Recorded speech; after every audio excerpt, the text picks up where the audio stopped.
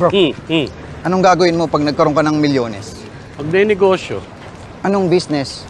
none of your business. Kung mag-around the world na lang kaya tayo, Saan ang unang punta natin? sa airport, Nakareceive ka na ba ng mga text na get rich fast? medyo alangayin ako sa mga ganyan. Our goal should never be of the clandestine, to meticulously invest in that result in favorable ROI. And the thought alone gets me absolutely exhilarated. Ha? Ha? Ha? Kung yayain ko na lang kayang makapag-date si Hart. Kasal na yun, oy. Aba, imagine lang naman eh. Pag ikakasal na kayo, siguraduhin yung malapit kayo sa torre ng telco. Bakit? Para maganda yung reception. Alam ko na.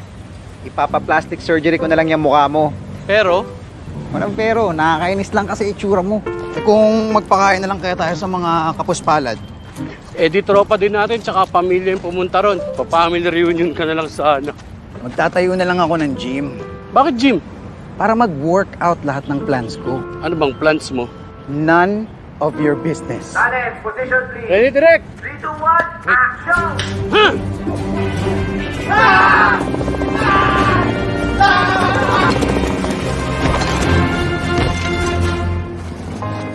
And cut!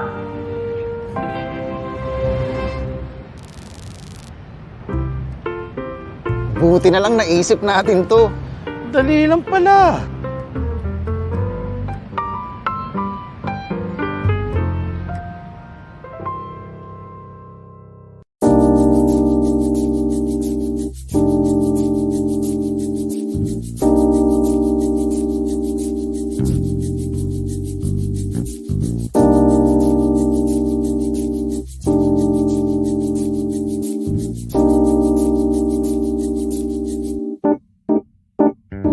Don't wish for a better day. Create it. Don't dream of a better future. Build it. And we will help you achieve it as we become AIA Philippines, bringing together over 70 years of local experience and the strength of one of the largest life insurance companies across Asia, providing protection to millions through our top advisors and partners.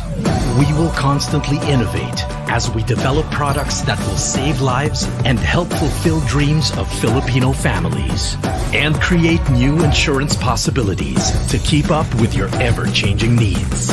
So don't work towards a good life.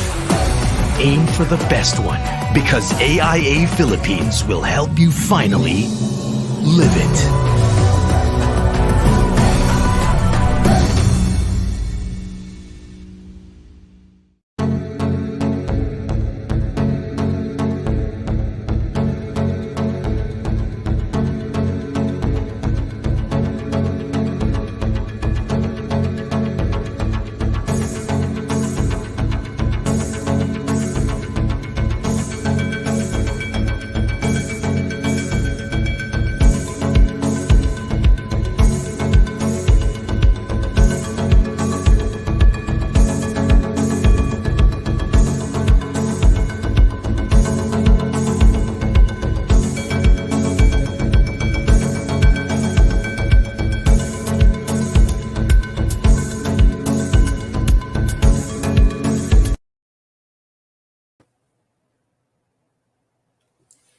Good morning, everyone, and thank you for joining today's session of BusinessWorld Insights themed Saving, Spending, Investing, Achieving Financial Goals, even amid a crisis. My name is Danny Laurel, and I will be your host and moderator for today's discussion.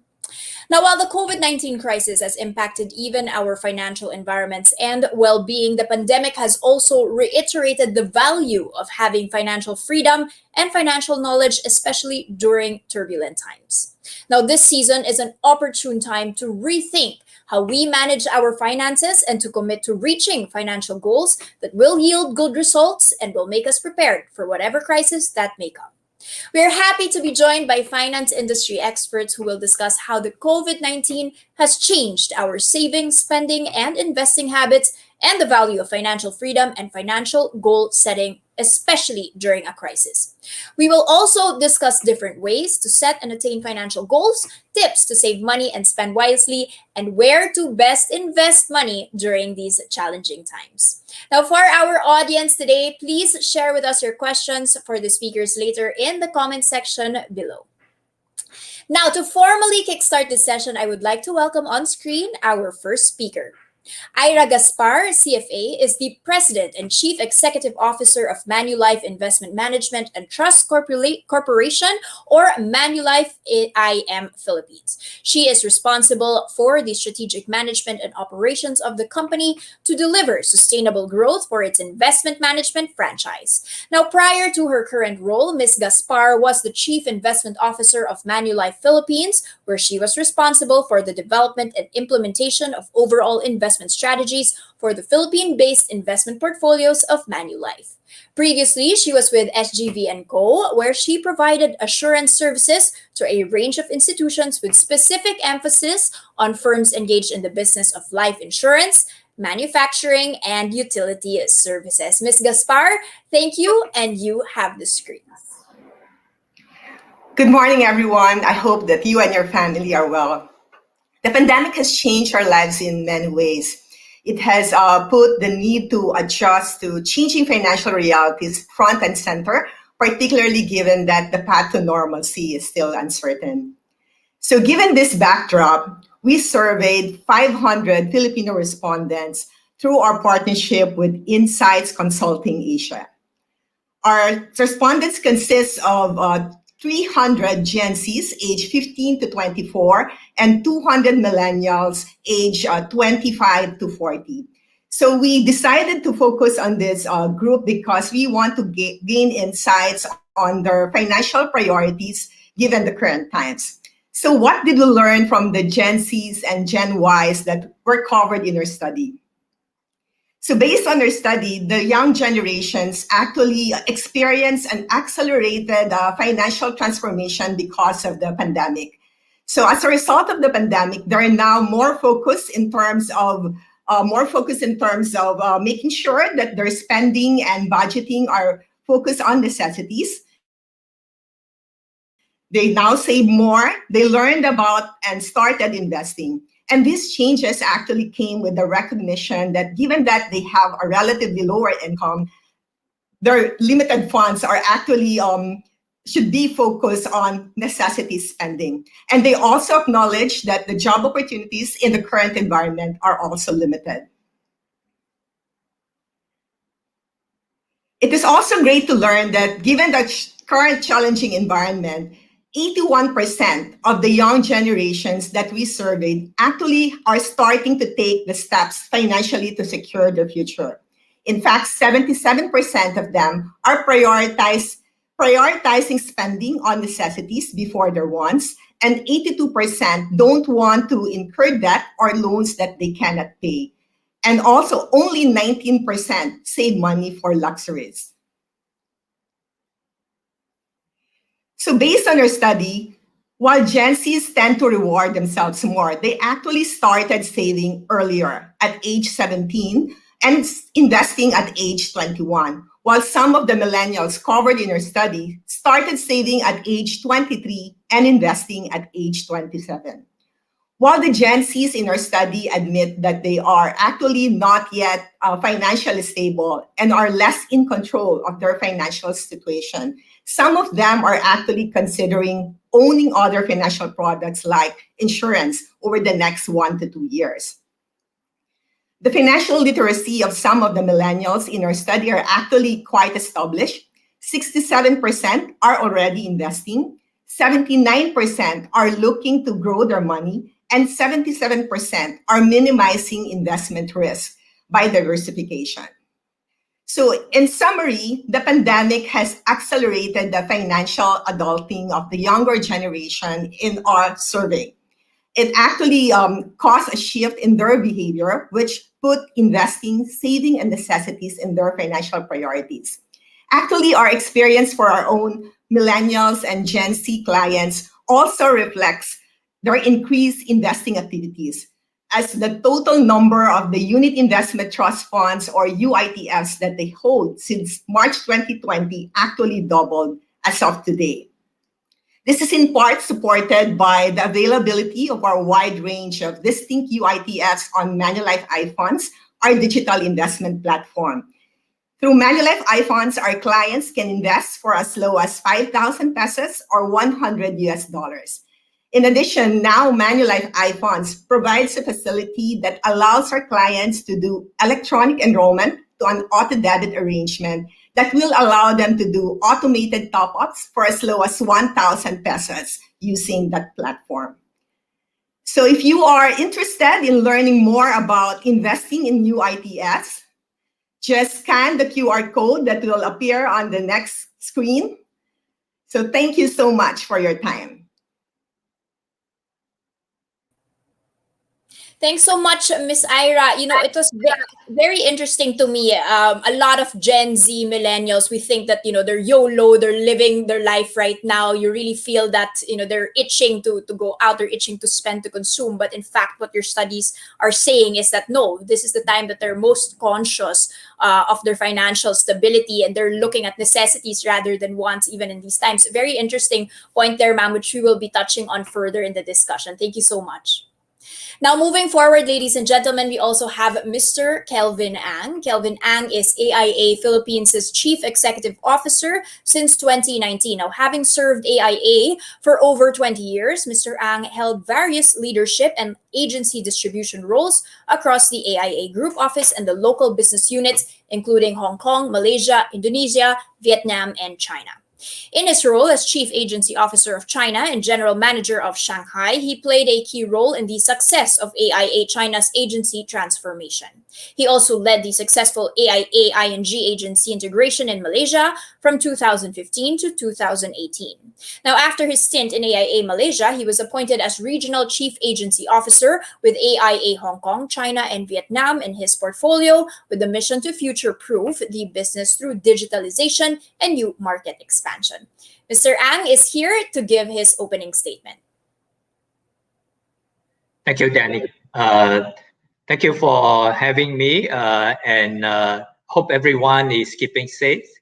I'd like to share a few things.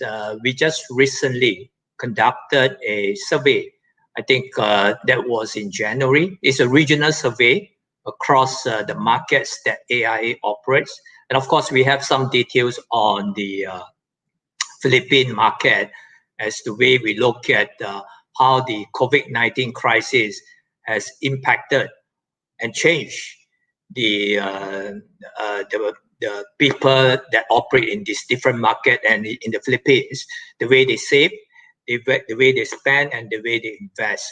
It's quite consistent with the earlier report, but just to highlight a few things. The first one is there is a higher awareness for the needs for protection product, in particular things like medical needs and also savings, especially long-term savings. So based on that survey, which we had the Kanta to help us in the early part of the year, 71% of the respondents said in the Philippines said that the pandemic has negatively impacted on their personal and family income. That 71% has an impact on their income, and almost half of them, half of the survey respondents says that the pandemic has reduced their savings for 2020 compared to say before the COVID. So 77% say that they like to save more for peace of mind. About the same number, 70% say that they like to save for emergency spending, and a larger percentage of them, like almost 60% of them, say that they will save to guarantee a security of themselves and their family in case of misfortune. Now, to share with you a few key takeaways from the research is the first, the pandemic, it is more than a disease. It is a disruption that impact on the financial, on the health of people. So, and it's psychology. So, and people are saying that they want to save more because of that uncertainty, and they are considering various savings and investment options. Just the lack of confidence of achieving their saving goals and the lack of certainty around the future. So they are psychologically impacted that they want to save more. That's the end game. So, but then again, across the region, including the Philippines, a lot of people lack the financial planning discipline and understanding about how to do it properly. So they're not sure about what to do, and they are obviously unaware of the many financial options they may pursue to achieve it, to achieve their saving or financial goals effectively. So, but it is clear from the survey that savings and protection needs are stronger than ever, in particular with the pandemic, after what they have seen and the uncertainty they feel about the situation. So a lot of the respondents also say that they are looking for extra return. In fact, a lot of them, many of them place their saving in the banks. They are not happy with the bank interest given the low interest rate now. So they are in a lot of stress in terms of looking at their bank savings depleting in value because of the inflation across the region and in the Philippines. So they are very worried that the value of money is diminishing. So therefore, they are looking for returns, but they are also seeking a vehicle that can give them some level of investment protection. So therefore, any product that today appeal in terms of the things like guarantee returns, capital guarantee, it seems to be very much in favor. So that's a high level takeaway from the survey, and I'm happy to have the opportunity to share with everyone on the studies. Thank you so much, Mr. Ang. I think it was a good reminder for all of us that, despite the fact that we are trying to save more, the fact is that the pandemic has significantly reduced the power to earn, the power to save. And most of your respondents would like to save more, would like to look for better opportunities to park their money, are not satisfied with where they are putting their money right now. So thank you. We'll keep that in mind as we proceed to our next speaker. Our next speaker is Ed Sir Trinidad. He's currently the first vice president and head of investment and research at First Metro Asset Management Incorporated, having over 25 years of experience in the financial investment industry. Mr. Trinidad was formerly director, head of Philippine equity research at Citibank NA, and prior to that, head of equities at Philam Asset Management Incorporated. He also had a stint with SB Equities and Philippine Equity Partners Inc. as Vice President, Head of Research and Equity Research, respectively. Mr. Trinidad is here to give his opening statement. Hi, good morning to all. I think as what Ira and Kelvin have mentioned, the COVID pandemic has really brought a lot of key learnings, and as well as an eye-opener to a lot of us Filipinos. I think because of this, a lot of uncertainties, the Filipinos' saving, spending, and investing habit has changed. In relation to what they mentioned, looking at the investing habit, there has also been a large difference as compared to what we've seen last year.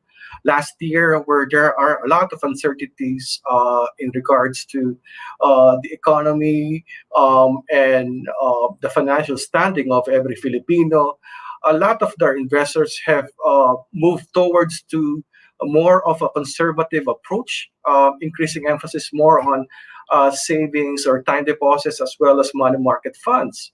However, this year, when there has been some slight improvement in terms of the vaccination rate, other countries have started to, in a way, are quite ahead of us relative in terms of vaccination. Therefore, the reopening of the economy has also changed. That has led to a lot of, especially to our investors who are, in a way, in terms of education, is quite more advanced, have started to look out abroad in order to diversify their investments. I think that has basically been quite important in a way in terms of financial education and investment education. This pandemic has also brought about a lot of key learnings towards the Philippine investors. I think in this kind of situation, it also we can also overemphasizing the need to set up goals or financial budgets to in order to create some financial buffer in one's financial standing. Setting up goals is quite important in order to at least allow itself to better prepared for this kind of uncertainties. And one of the key things in setting up a buffer is to really set up goals, set up a certain budgeting in one's family income in order to at least set aside some sort of buffer or financial savings in order to each individual or family to better prepare themselves in equipping for any uncertainties moving forward. I think just as a last key takeaway is I think in our portion, in terms of giving us some training or speaking engagements to our clients, we kept on emphasizing those factors in order to allow our clients to be better prepared for their financial future.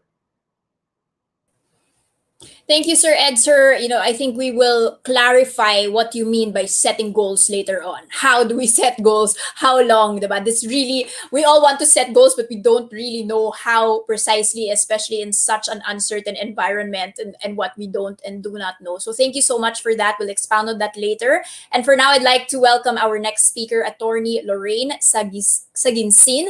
Attorney Lorraine is currently a relationship manager at Union Bank Private Banking, BGC Center. She acts as a trusted advisor to new and existing clients and their families by providing them with holistic financial and legal advice and supporting them through key life events. Now, aside from conducting financial literacy seminars for government agencies and private corporations on behalf of Union Bank, Ms. Saginsin also currently teaches commercial law subjects at the University of Asia and the Pacific.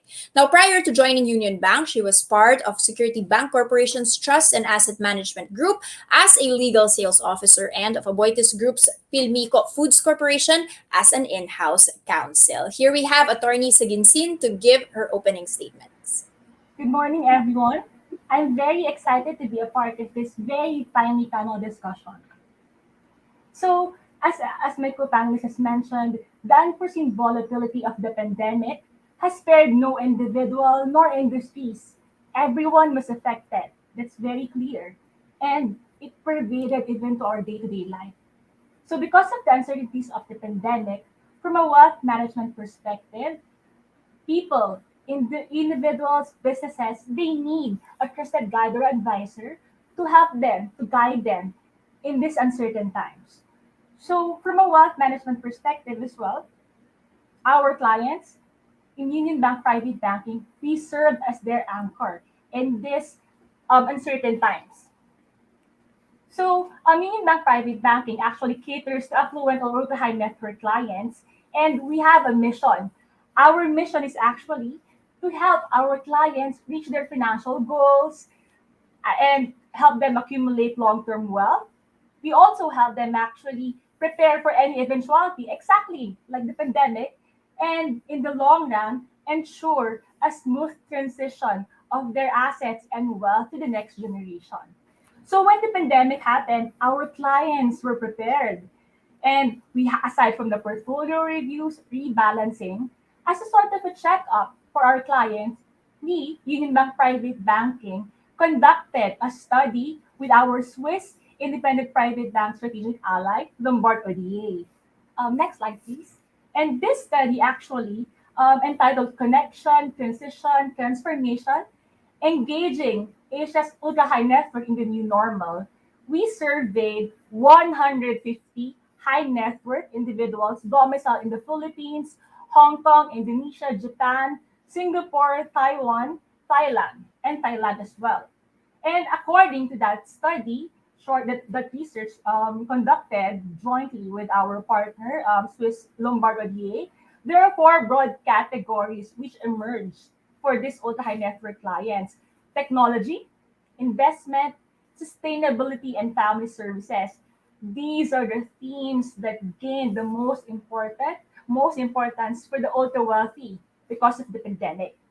And in fact, 87% of them, just to emphasize the shift to technology, they believe that 87% of individuals that a bank's degree of digitalization is really important moving forward to help them achieve their financial goals. And 76% of the individuals actually, they are of the opinion that extra financial services, so value for money, is very important for a vast majority of them.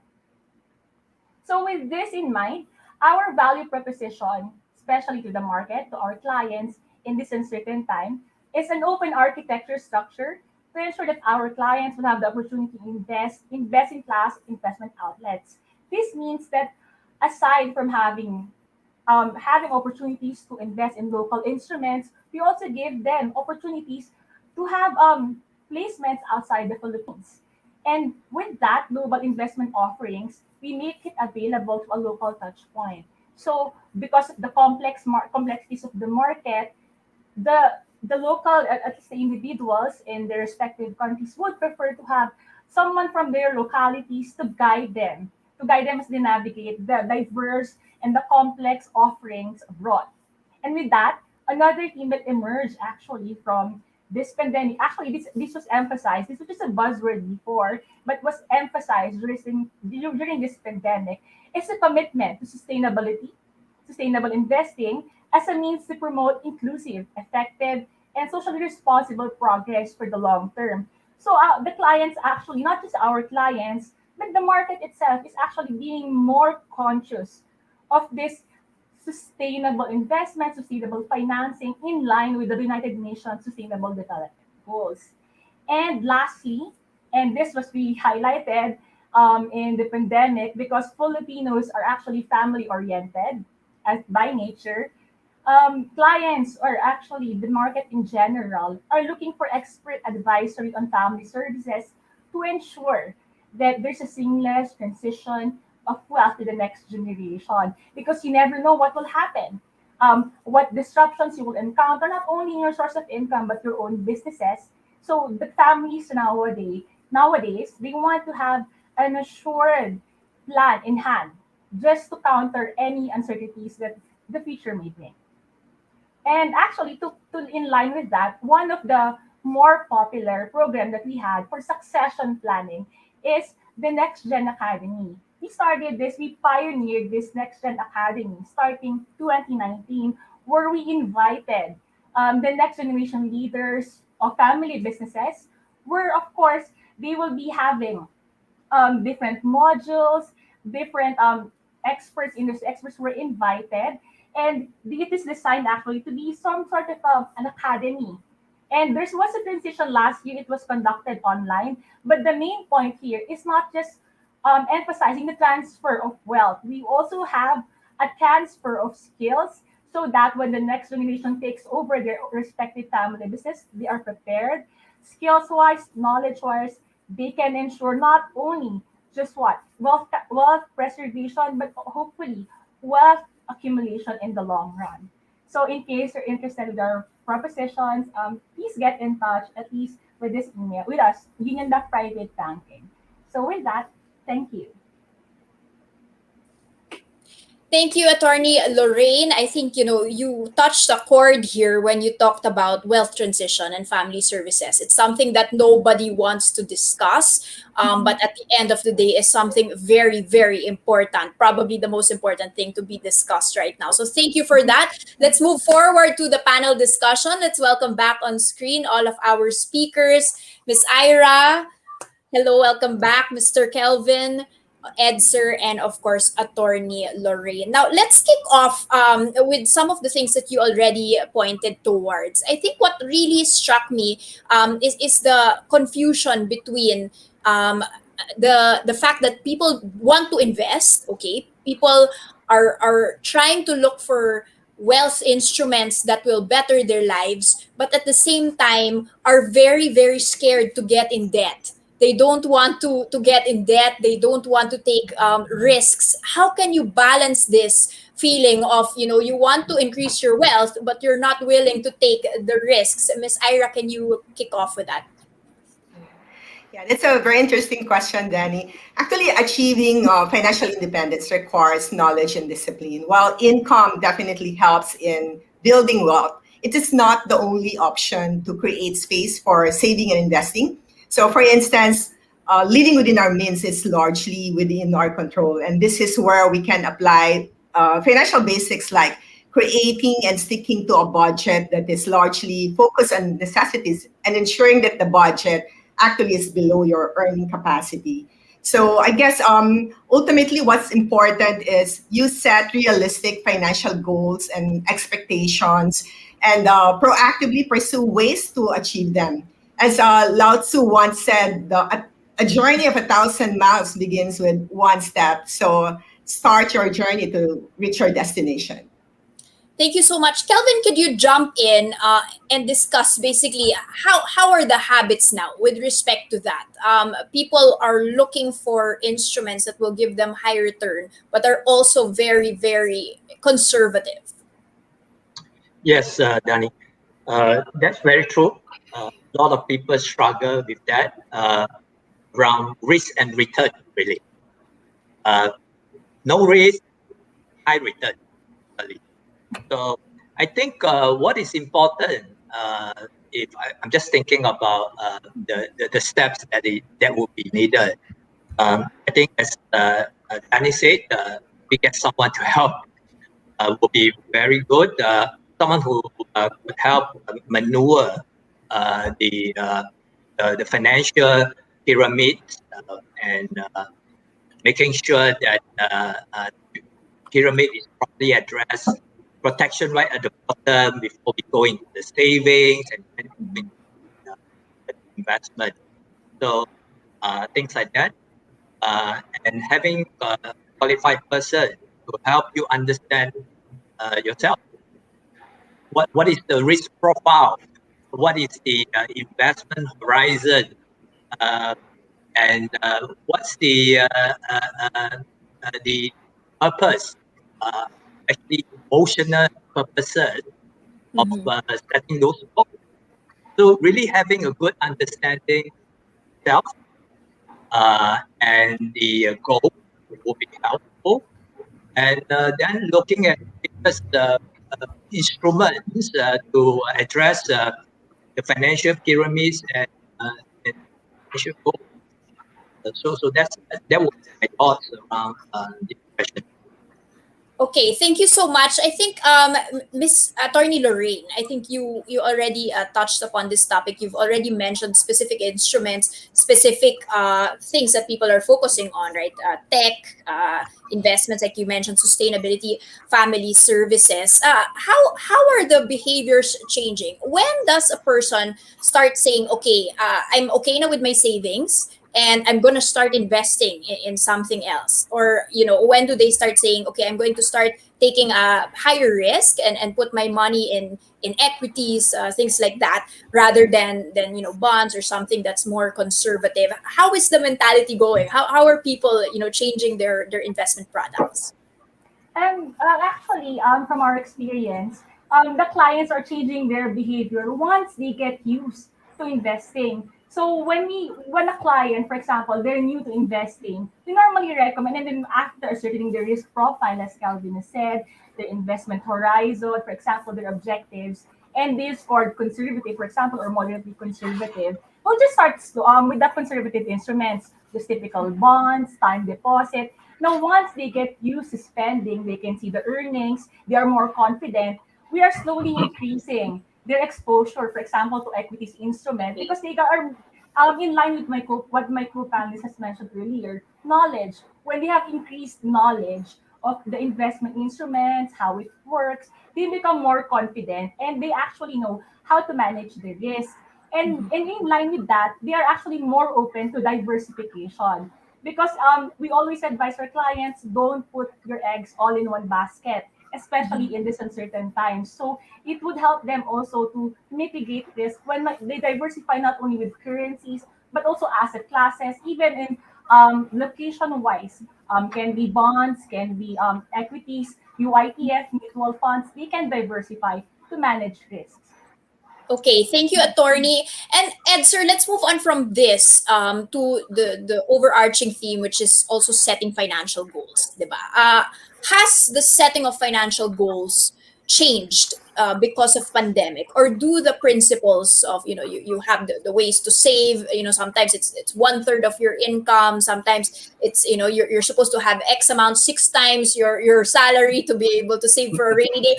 I mean, how can we have that right now when businesses are closing, when cash flows are just suddenly disrupted? How can you reassess your goals?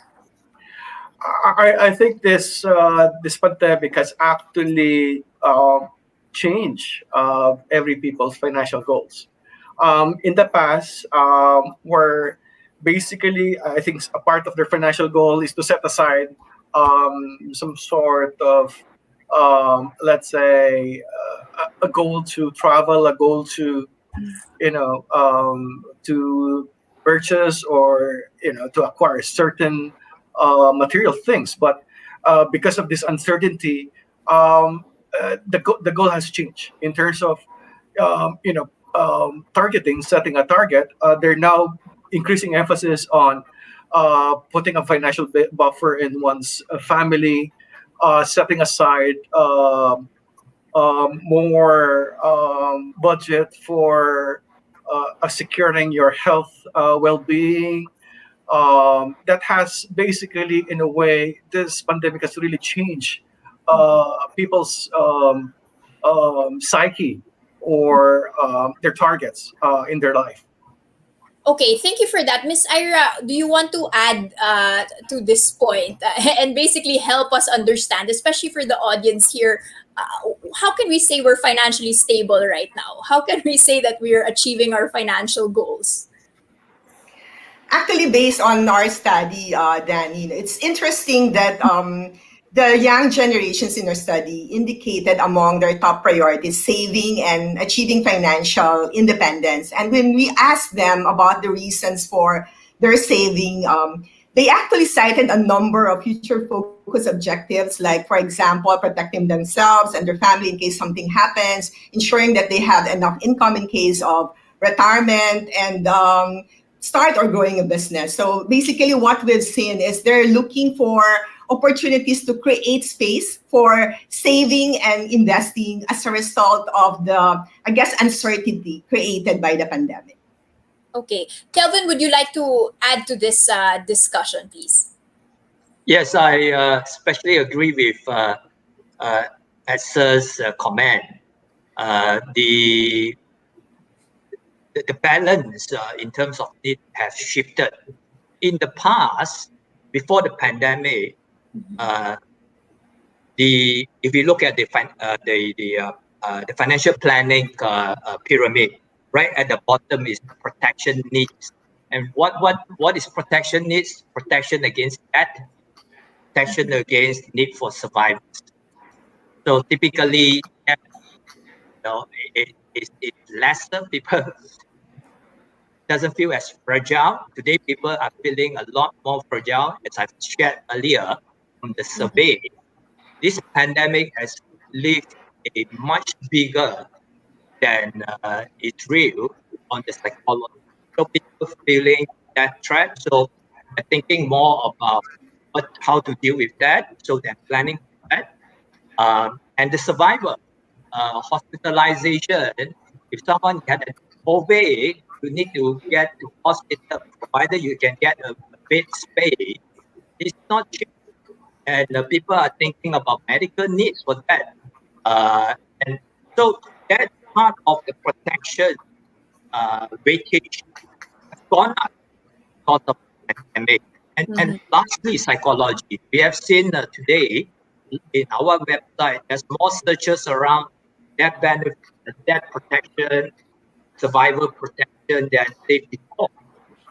So people are giving more thoughts to that clearly.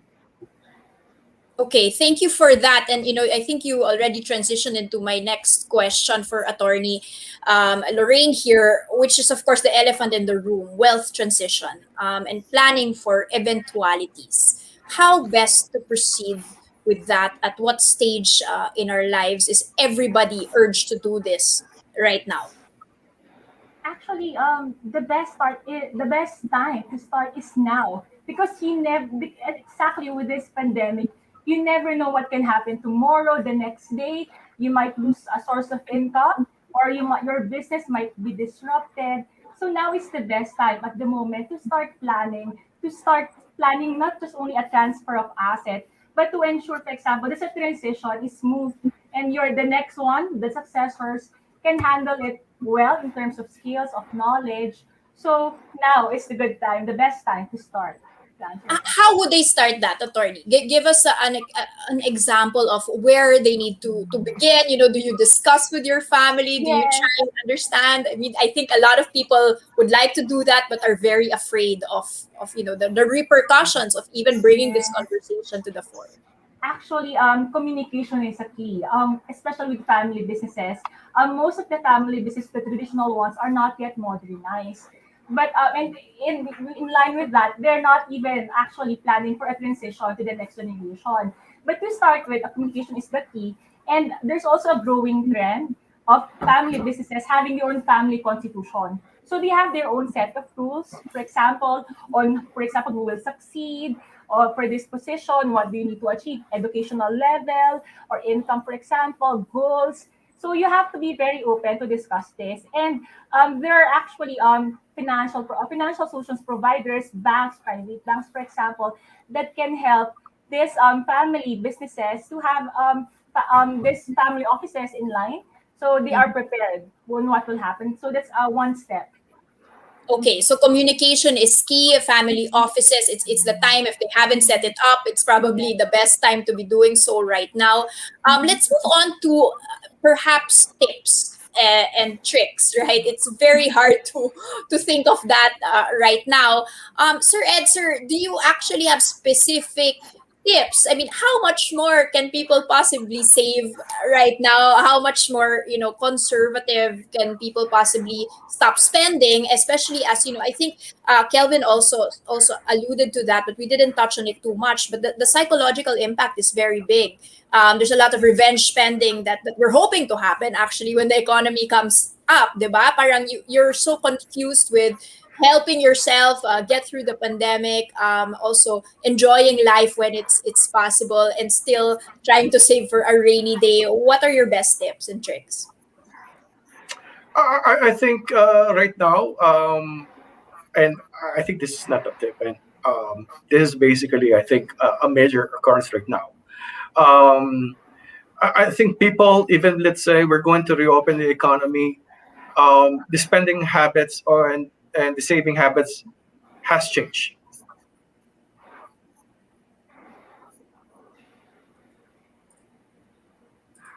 Okay, I think we lost Sir Ed, sir, for a while there.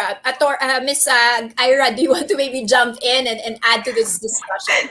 Sorry for Yeah. that. So I think, yeah, I think the basic requirement to, I guess, to create saving is to to spend less than what you make. So in order for, I guess, part of that process is assessing or reviewing your income and expenses. For example, in terms of expenses, are there expenses that you can do without in the current pandemic, right? And there's also an option, for example, of looking for locations that can give you the best value for your money for the necessities that you actually need to spend on. So just for example, the prices of meat, fish, vegetables, actually they vary by supermarket because of the source and even the pricing policy of the supermarkets. And you can also review whether there are, for example, there is an option for you to avoid unplanned purchases that are actually outside of your budget.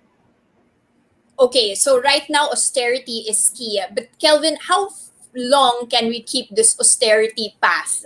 And try and also keep the economy running. We've been encouraged to spend. We've been encouraged to help the retail establishments, the restaurant establishments. How can we do that if we're always conscious of trying to keep it within the budget? Yes, I think I agree with what Iran said. I think they about saving. A lot of people are about saving more. In fact, from the survey that I mentioned earlier, in the Philippines, Filipinos are saving more than the counterpart in other parts of the region. That demonstrates the fear of uncertainty due to income loss, due to health, due to savings situation.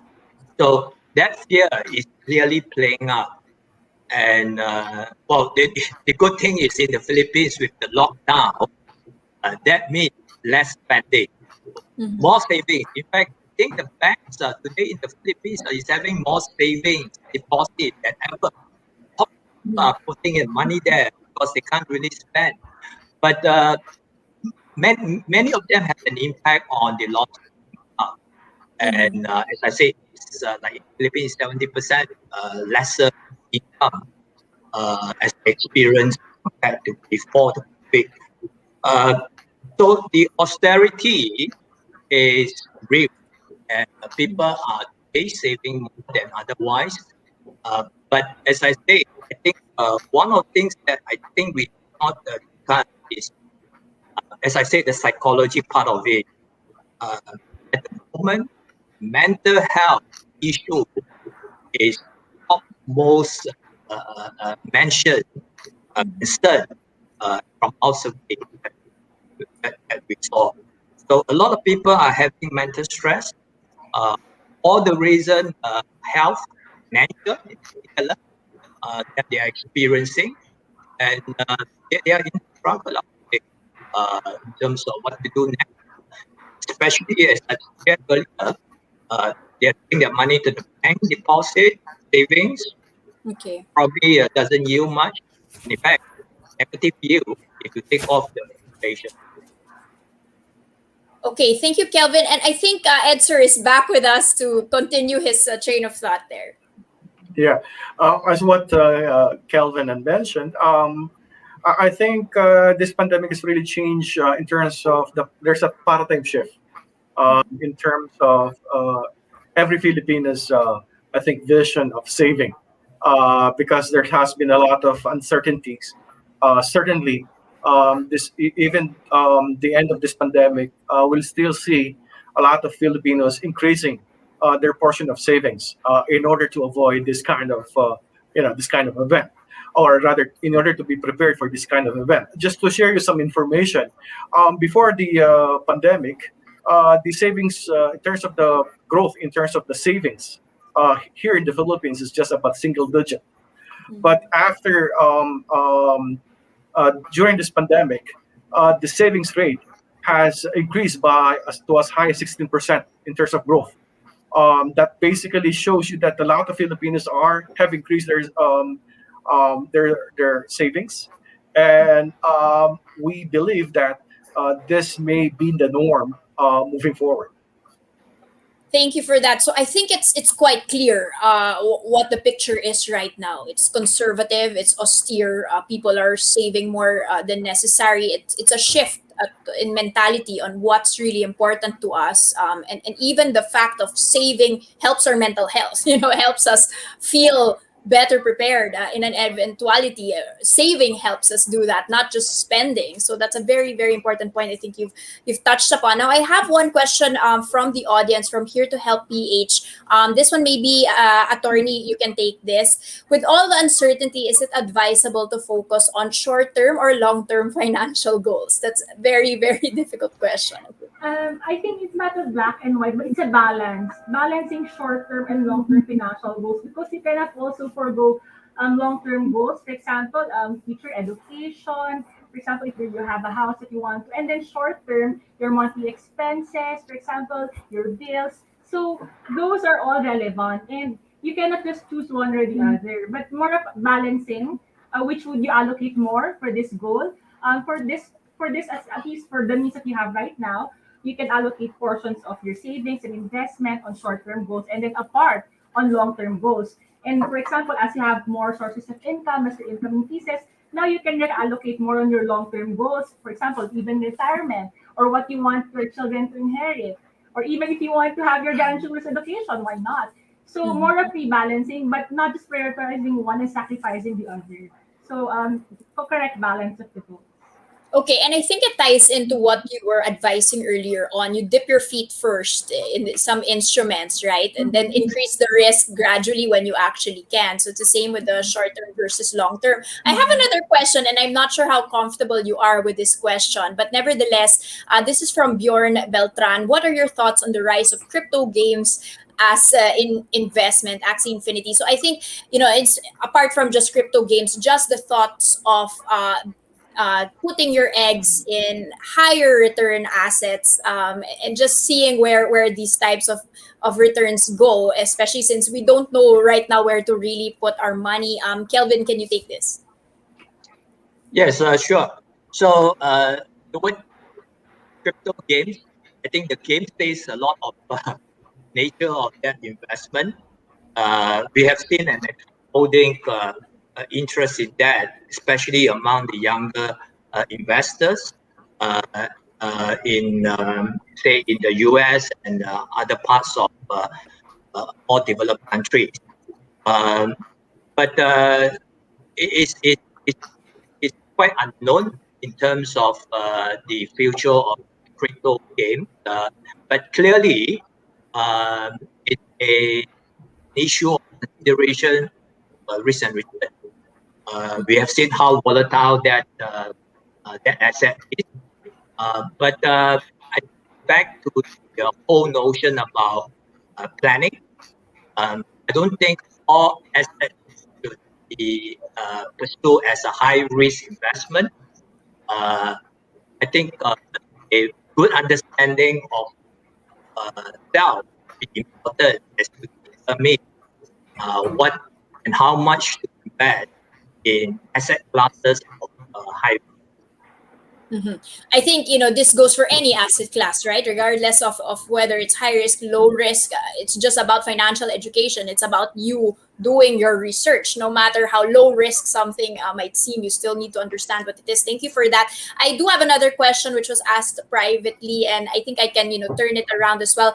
The question is, what should be the priority of Gen Z investing or saving? I think, Miss Ira, you can take this. Basically, for me as well, is it possible to have too much savings wherein you can actually already start investing, or is there no such thing? Is there savings are always something good to have in these times, and is there a possibility to start investing if you don't actually have enough savings? Yeah. So I would say it's never too early to start investing, but it's important for, I guess, anyone, not just the Gen Zs, to set up emergency funds so that when something untoward happens, there's something that you can actually look to fund that particular requirement, so you don't have to resort to, for example, taking debt that carries a very high level of interest rates. So I think they could go hand in hand, but it's important to make sure to set aside an emergency fund for any unexpected events, particularly given the current situation. All right. So do not do that unless you have this emergency fund ready, basically, is your point. I think, we don't have much time, but I'd like to close with one specific question for everyone. For me, what is the one most important thing to do in terms of financial behavior today for you? Let's kick off with Ed, sir. One, the most important thing you would say needs to be done today. Um, I think the most important thing to do right now is, again, set your goals, um, your targets, and that will basically guide you on how to, set aside or put aside what are basically funds for investing, and what are the funds for you to save. Okay, so set aside money for investing and saving is the one most important thing for you. Yeah. Um, Attorney Lorraine, what is the one most important thing that needs to be done today? I believe for me, the most important thing to be done today is maximize the use of technology. When I say maximize the use of technology, for example, technology can help you save auto deductions. Technology can help you invest. You have different investments online that you can access to. And technology can also educate you, help you be more financially literate, investment literate. So maximize your use of technology. I love that. I think we didn't, delve deeper into that. I think that deserves its own other webinar, diba? Harnessing the power of technology today, how important that actually is. Okay, Kelvin, your tips, your last statement, the piece of advice you would like to leave. Speak to financial advisors. Right now. Okay, do not just do everything on your own. Do not just assume you have the financial knowledge needed. Do not just look at the internet and trust random sources. Yes, speak to a financial advisor. Thank you. And finally, Miss Ira. So I think for me, regardless of the times, it's important to remember that you don't need to be amazing to start, but you need to start to be amazing. So it's okay to start investing and saving with small amounts, because people can often fall into the black hole of waiting for, I guess, a certain perceived perfection to happen before they start investing. But sometimes, the ideas of perfection tend to change throughout time and experience. So no matter where you're at, start now and take the first step. Tama, there's no perfect scenario, especially now. We don't know. So might as well just start when everything is turbulent. Diba? What are we waiting for? Yeah.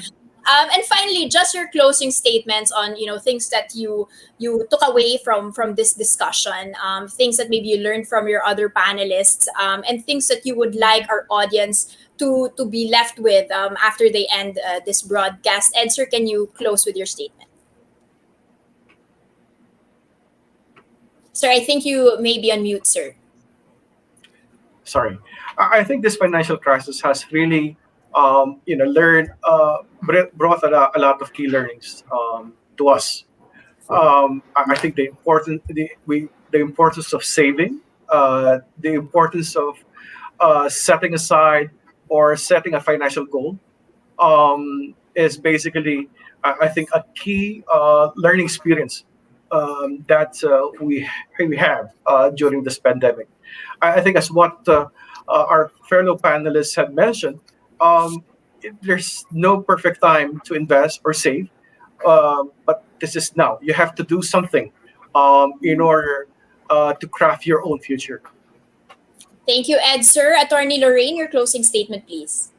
In line with what my co-panelists have said, the pandemic has actually allowed us to rethink, re-examine, and replan on how we will achieve our financial goals.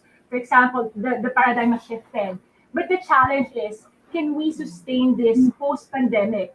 And hopefully we can. We can bring this discipline in the new normal so that we'll be consistently investing and saving for our future. Thank you. Thank you so much, Miss Ira. Your closing statement, please. So I would say focus on the things that you can control and exercise your freedom to choose a positive response to every challenge. Thank you so much, positivity. In fact, this is very much needed right now. And finally, Sir Kelvin, can you give us your closing remarks? Yes, I think this pandemic has been emotional to many people. But what is important is to be clear about your goal and do not be disrupted, do not be distracted from the goals that you have set. So, good times, bad times is always good for financial planning. And so stick to your goal and not be emotional, especially with investing. Then over a long period, you will see yourself coming out as the winner. Thank you so much. I think it's a great way to end this discussion. This too shall pass. Keep a positive mindset. Be pragmatic. Take the steps that you need right now. Good times, bad times, doesn't matter. It's really about focusing on your goals and doing what we can, focusing on the things we can control. So thank you so much to our speakers, Ms. Ira Gaspar, Mr. Kelvin Ang, Mr. Edser Trinidad, and Attorney Lorraine Saginsing. And of course, much gratitude also to Manulife Investment Management Philippines and AIA Philippines for making this session possible, and to our supporting organizations, the Bank Marketing Association of the Philippines, the British Chamber of Commerce Philippines, the Management Association of the Philippines, and the Philippine Chamber of Commerce and Industry, and of course to our media partner, the Philippine Star. And to everyone who joined today's discussion, thank you so much for your time. Please join us again in the next sessions of Business World Insights, and be sure to follow Business World Online to be updated on our next projects. This is Danny Laurel, and this has been Business World Insights. Stay safe and stay healthy, and have a good afternoon.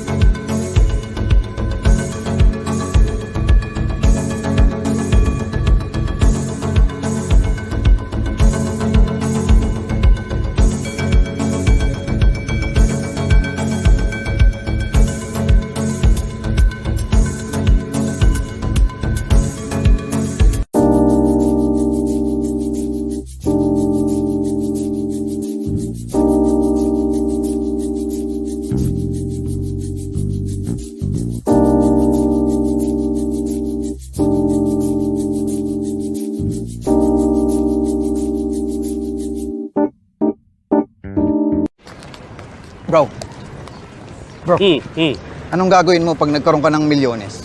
Magne-negosyo, Anong business? none of your business. Kung mag-around the world na lang kaya tayo, Saan ang unang punta natin? sa airport, Nakareceive ka naman ng mga text na get rich fast? medyo alangayin ako sa mga ganyan. Our goal should never be of the clandestine, to meticulously invest in that result in favorable ROI. And the thought alone gets me absolutely exhilarated. Ha? Ha? Ha? Kung yayain ko na lang kayang makapag-date si Hart. Kasal na yun, oy. Aba, imagine lang naman eh. Pag ikakasal na kayo, siguraduhin yung malapit kayo sa torre ng telco. Bakit? Para maganda yung reception. Alam ko na. Ipapa-plastic surgery ko na lang yung mukha mo. Pero, Walang pero, nakakainis lang kasi itsura mo.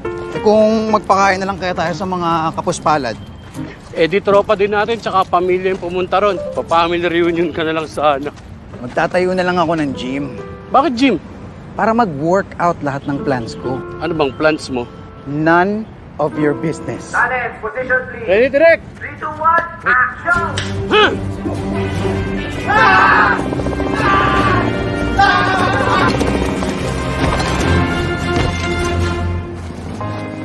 And cut!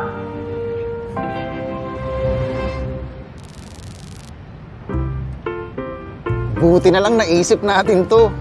Dali lang pala.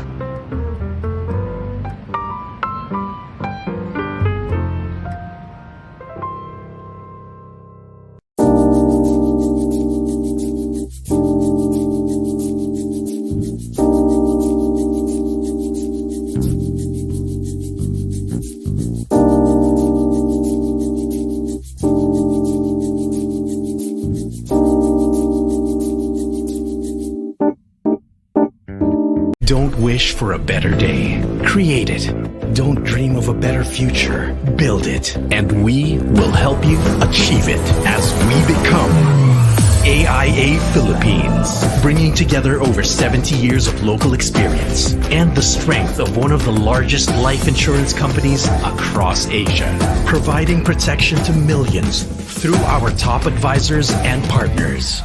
We will constantly innovate as we develop products that will save lives and help fulfill dreams of Filipino families and create new insurance possibilities to keep up with your ever-changing needs. So don't work towards a good life. Aim for the best one because AIA Philippines will help you finally live it.